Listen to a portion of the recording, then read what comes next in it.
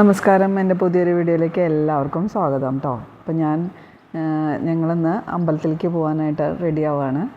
രാവിലെ 4 മണിക്ക് എനിക്ക് കുളിച്ച് ഞാൻ ഇത് റെഡി ആയിട്ടോ. തൃപ്രയാറും കൊടുങ്ങല്ലൂരും പോകാമെന്നാണ് വിചാരിക്കണത്. കുറച്ച് ദിവസമായി വിചാരിക്കണം. കൊടുങ്ങല്ലൂർ തൊഴുതിട്ട് ഇതുപോലെ കുറേ നാളായി. തൃപ്രയാറും അതെ. ഗുരുവായൂർ ബസ്സിൽ പോകുമ്പോൾ പുറത്തുനിന്ന് ഇങ്ങനെ നിന്ന് തൊഴണം മാത്രമേ ഉള്ളൂ. ചേട്ടനും റെഡിയായി. ഞാൻ അന്ന് പുതിയ സാരി ഓൺലൈനിൽ വാങ്ങിച്ചില്ലേ, അതാണ് കേട്ടോ ഞാൻ എടുത്തിരിക്കണേ.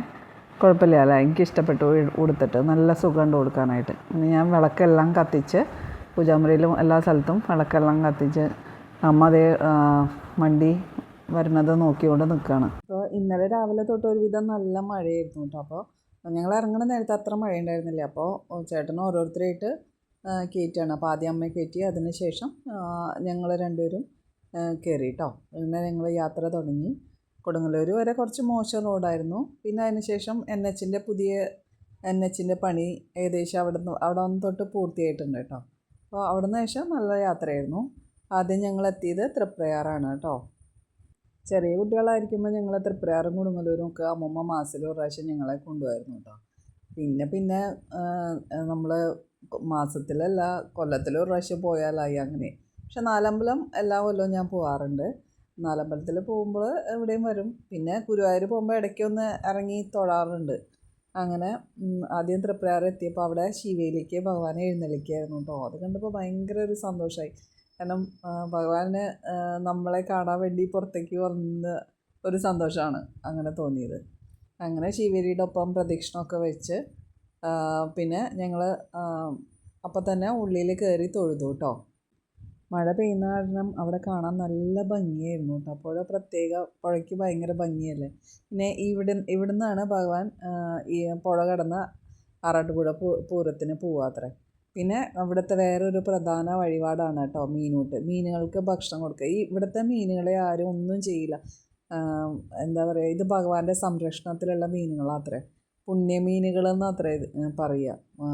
അപ്പോൾ നമ്മൾ ഈ ഭക്ഷണം ഇട്ട് കൊടുക്കുമ്പോൾ നിറയെ ഇങ്ങനെ എത്ര ആൾക്കാർ എത്ര ഭക്ഷണം ഇട്ട് കൊടുത്താലും ഇങ്ങനെ കൂടി വന്ന് കഴിക്കും ആ മീനുകൾ. നല്ല രസമാണ് കേട്ടോ കാണാനായിട്ട്. അത് കണ്ടുകൊണ്ട് നിൽക്കാൻ നമുക്ക് ഭയങ്കര സന്തോഷമാണ്. നല്ല ഭംഗിയാണ് മീനുകളെ കാണാനായിട്ട്. ഞാൻ കുറേ നേരം അതൊക്കെ നോക്കി നിന്ന് വീഡിയോ ഒക്കെ എടുത്തു കേട്ടോ. പിന്നെ ഇവിടുത്തെ വേറൊരു വഴിപാടാണ് വെടിവഴിപാട്. ഇതുപോലെ നമ്മുടെ ആഗ്രഹ സാഫല്യത്തിന് വേണ്ടിയിട്ടാണ് നടത്തണതെന്നാണ് പറയണത്. പിന്നെ അവിടെ ഈ പള്ളിയോടം വെച്ചിട്ടുണ്ട്.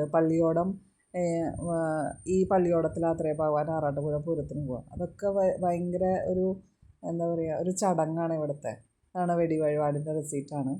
അങ്ങനെ തൃപ്രയാർ അമ്പലത്തിൽ തൊഴുത് അവിടെ നിന്നും ഇതുപോലെ കുറച്ച് വീഡിയോസും ഫോട്ടോസൊക്കെ ഞങ്ങൾ എടുത്തു കേട്ടോ. പിന്നെ അതിന് ശേഷം ഞങ്ങൾ ഭക്ഷണം കഴിക്കാൻ കയറി. അമ്പലത്തിൻ്റെ മുമ്പിൽ തന്നെയുള്ള തമ്പീശ് എന്ന് പറഞ്ഞിട്ട് ഹോട്ടൽ. നല്ല ഭക്ഷണമാണ് കേട്ടോ അവിടുത്തെ. ഞങ്ങൾ രണ്ടുപേരും മസാല ദോശയും അമ്മ ഇഡ്ഡലിയാണ് കഴിച്ചത്. അപ്പോൾ പിന്നെ അവിടുത്തെ ചായ നല്ല ഈ പഴയ കുപ്പി ഗ്ലാസ്സിലാണ് ചായ തരിക അവിടെ. അതൊരു പ്രത്യേക ടേസ്റ്റാണ്. അപ്പോൾ ചേട്ടനും അത് ഭയങ്കര ഇഷ്ടപ്പെട്ടു. നല്ല ചായ എന്നൊക്കെ ഇങ്ങനെ പറയണ്ടായിരുന്നു.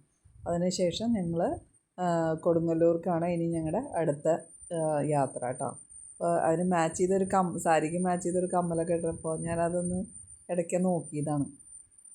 കൊടുങ്ങല്ലൂർ അമ്പലത്തിൽ പറയാൻ പറ്റില്ല, ഞാൻ നല്ല തിരക്കായിരുന്നു. ഞായറാഴ്ച ആയതുകൊണ്ടേ നല്ല തിരക്കുണ്ടായിരുന്നു. പിന്നെ മഴയും ഉണ്ടായിരുന്നു.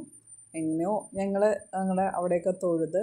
അപ്പോൾ ഞങ്ങൾ കാറിൽ നിന്ന് ഇറങ്ങണ നേരത്ത് മഴ ഉണ്ടായിരുന്നില്ല കേട്ടോ. അപ്പോൾ ഒരു കുടയേ എടുത്തുള്ളൂ. അപ്പോൾ ചേട്ടനും അമ്മയും ഉള്ളിൽ തൊഴുത് കഴിഞ്ഞപ്പോൾ അവർ പറഞ്ഞു, താൻ പോയി തൊഴുതോ, ഞങ്ങൾ ഇവിടെ നിൽക്കാമെന്ന് പറഞ്ഞിട്ട് അവിടുന്ന് ഞങ്ങൾക്ക് അപ്പം കിട്ടി. പിന്നെ ദേവിയുടെ ഗുരുതിയുടെ പ്രസാദം എല്ലാം ഞങ്ങൾക്ക് കിട്ടി കേട്ടോ. അതിനുശേഷം ഞങ്ങൾ ചേട്ടൻ്റെ വീട്ടിലേക്ക് വന്നു. ചേട്ടൻ്റെ വീട് അവിടെ വീടിൻ്റെ ഫ്രണ്ടിൽ തന്നെ റോഡാണ് കേട്ടോ. അപ്പോൾ അതാണ് കണ്ടത്. പിന്നെ ഇത് അമ്മയുടെ ഷോക്കേസാണ്. ഷോക്കേസിലുള്ള കുറേ സാധനങ്ങൾ, നമുക്ക് ഇതുപോലെ കുഞ്ഞു സാധനങ്ങളൊക്കെ ഭയങ്കര ഇഷ്ടമാണ്. അപ്പോൾ അമ്മ അതൊക്കെ ഇങ്ങനെ വാങ്ങിച്ചു വയ്ക്കും.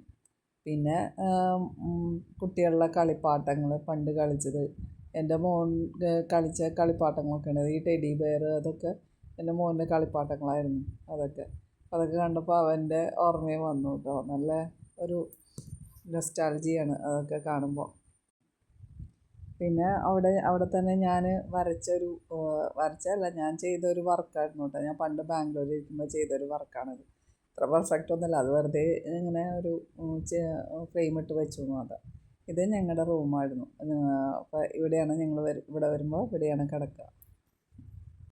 പിന്നെ വീടിൻ്റെ ഫ്രണ്ടിൽ തന്നെ ഒരുപാട് മരങ്ങളും അമ്മയുടെ ചെറിയ പൂന്തോട്ടങ്ങളൊക്കെ ഉണ്ട് കേട്ടോ. നിറയെ പൂക്കളുണ്ടാവാറുണ്ട്. ഇപ്പോൾ മഴ ചെയ്തുകൊണ്ട് പൂക്കളില്ല, പക്ഷെ നിറയെ പച്ചപ്പായിരുന്നു.